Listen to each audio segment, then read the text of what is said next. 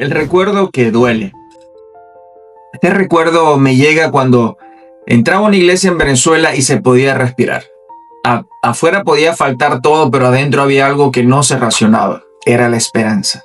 No importaba si venías con miedo, cansancio o hambre. Al cruzar la puerta, el ruido del país se quedaba afuera. Había oración, había consuelo, había certeza sencilla de que Dios seguía en control. Pero un día algo cambió. No fue una explosión, fue una grieta. Y las grietas, cuando no se atienden, terminan partiendo todo. Las preguntas que sembraron sospecha. Primero fueron preguntas inocentes, dichas en voz baja. ¿En tu iglesia hablan de lo que está sucediendo en el país? O la otra era, ¿tu pastor se mete en la política? Luego vinieron las advertencias. Mejor es no tocar este tema. O mejor no decir esto porque divide. Empezamos a medir palabras dentro de la iglesia, dentro del lugar donde la verdad no debería negociarse. Porque Jesús dijo, todo reino dividido contra sí mismo es asolado. Eso aplica a naciones y también al cuerpo de Cristo. Un país de fe bajo presión. Venezuela es un país profundamente cristiano. Cuando no hubo comida, hubo oración. Cuando no hubo medicina, hubo fe. Cuando no hubo futuro, hubo esperanza en Dios. La iglesia fue refugio, comedor, consejero, hospital del alma. Y eso, el poder del gobierno lo entendió. Porque quien influye en la conciencia, influye en la resistencia. La estrategia, no atacar, dividir. No cerraron iglesias en masa, no prohibieron la Biblia. Hicieron algo más efectivo. Fue dividir. Y así empezó a sentirse una línea invisible. Iglesias de oposición, iglesias del oficialismo. No estaba en el letrero. Se notaba en el mensaje, en los silencios, en lo que ya no se decía. Dos posturas, una misma fe.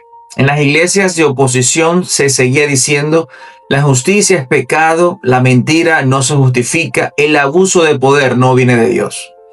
No por militancia, sino porque el evangelio no se acomoda al poder. En las iglesias del oficialismo, el mensaje empezó a cambiar. No es tiempo.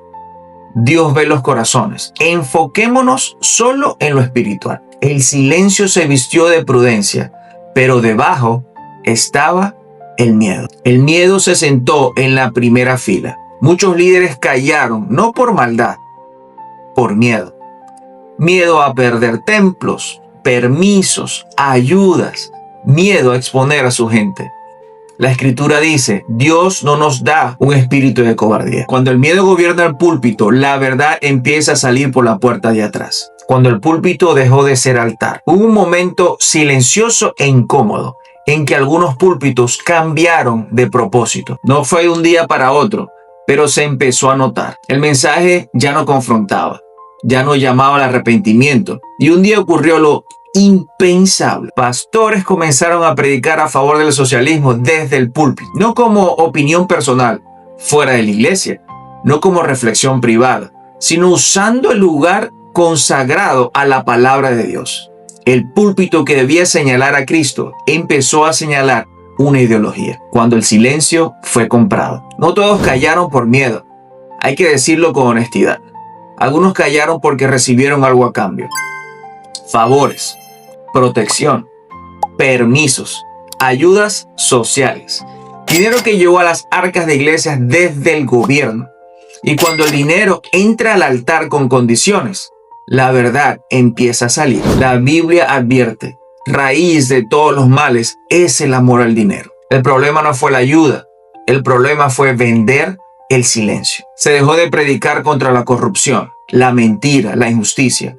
No porque dejaran de ser pecados, sino porque incomodaban al benefactor. El otro extremo, cuando el púlpito se volvió partido. Dolidos por ese silencio, otros se fueron al extremo opuesto. Desde el púlpito empezaron a predicar como si la iglesia fuera un partido político de oposición. Se promovieron consignas, se atacó con rabia, se reemplazó el evangelio por ideología contraria. Y allí ocurrió otra tragedia espiritual, porque el púlpito no fue creado para defender gobiernos ni para derribarlos, sino para reclamar el reino de Dios. Dos errores, una misma pérdida. Unos vendieron el silencio por favores, otros cambiaron el evangelio por militancia. Dos extremos, un mismo resultado: Cristo desplazado del centro. La escritura es clara: maldito el hombre que confía en el hombre.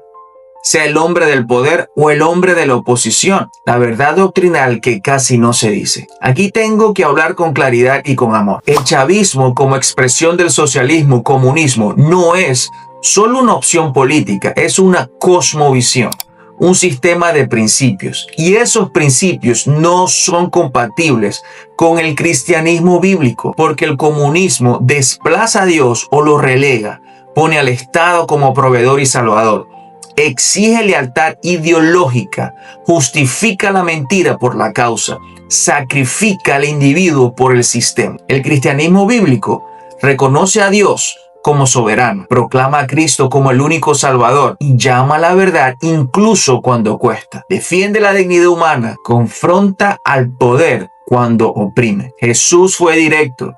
Ninguno puede servir a dos señores. No es un ataque a personas, es una incompatibilidad de principios. La frase que duele, pero sana. Aquí una verdad incómoda y necesaria. No se puede profesar coherentemente el cristianismo bíblico mientras se defiende activamente un sistema que niega a Dios, normaliza la mentira y oprime al ser humano.